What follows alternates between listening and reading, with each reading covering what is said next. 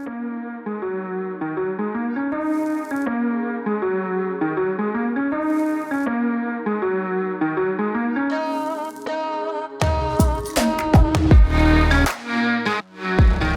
back, Crusaders. Today we're talking about Shattered Space DLC for the game Starfield.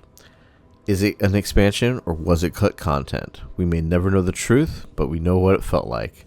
Shattered Space is the first expansion for the critically divisive title that is Starfield, which I believe we all like the concept that was sold to us, just not the execution of the title. My biggest gripe is the constant crashing that had me put the game down for the better part of last year because it was unplayable on console without crashing every 15 minutes.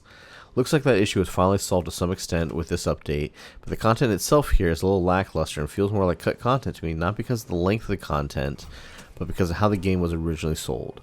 Mainly how Emile Pagliaro, the lead designer, was hyping up the House of Rune faction prior to release. He made it sound like they were this really interesting cult-like faction that waged war on the settled systems and were beat back. But in the main game, other than a history lesson in the museum and a companion that reveals a part of the faction later in the game, there is nothing more to this faction other than them being an enemy that you fight. This expansion gives us more insight to the group, but ultimately doesn't expand on their concept or culture very well. So let's just jump into it. Here's the good. Has probably the best starting mission of all the factions in the game. The haunted derelict space station is very reminiscent of Event Horizon. That level has a great pacing and atmosphere. The Rune home planet itself is very cool to look at and explore.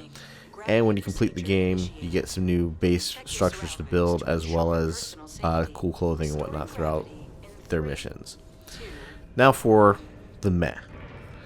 Walking the path and becoming a member of the House of Rune isn't really impactful.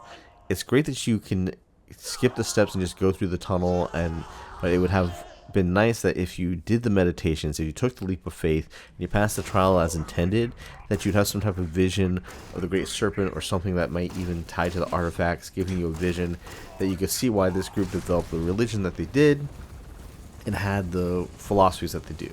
Instead, it's just a cave. You don't feel changed or anything by completing it.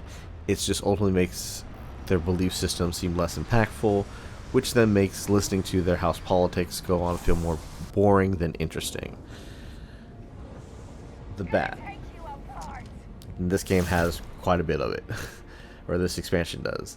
The game sets up situations where I thought they could have had made impactful changes to some of the gameplay elements. A real good example is the hostage situation where I needed to rescue hostages to remove leverage the Zealots have in a negotiation that's coming up. Somebody wants me to save them, someone else just wants me to kill the hostages and remove them from the equation.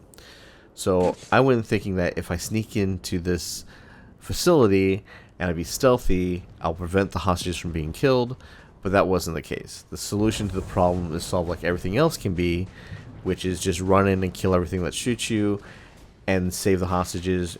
You have to choose whether or not you actually kill them or you let them live. Your actions getting there does not determine their fate, only your direct choice does. It would have been nice to find out that if I set off an alarm, that some of the hostages get killed. Totally a missed opportunity by Bethesda on that part.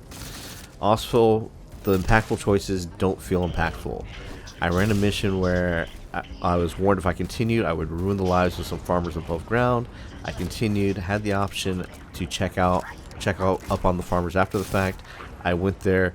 There was no destruction of their facilities. There were no dead bodies lying around. Just a guy leaning up against the wall saying, "Oh, why has the Great Serpent decided to punish us?" One line of dialogue. That was it.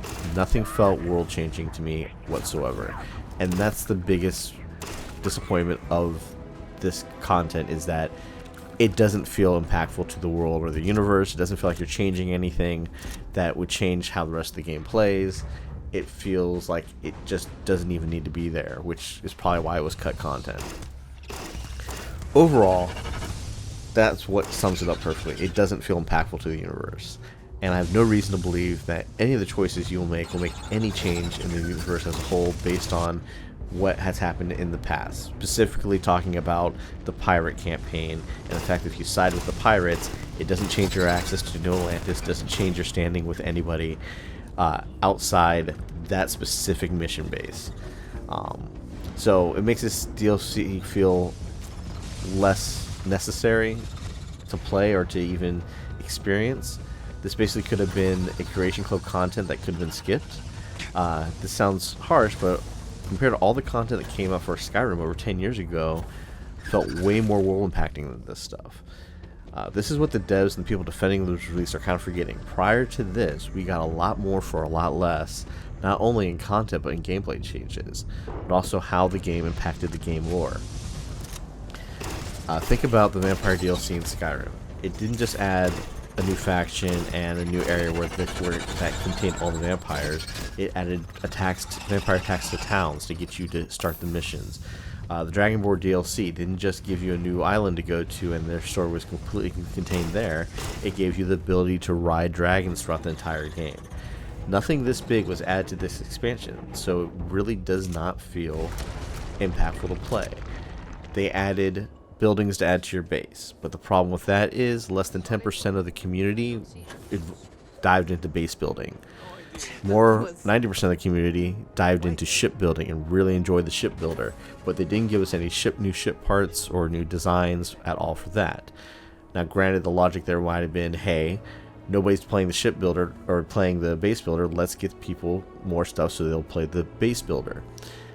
Adding more content to a system that people didn't like using does not make people want to use the system. You're not seeing what the problem was.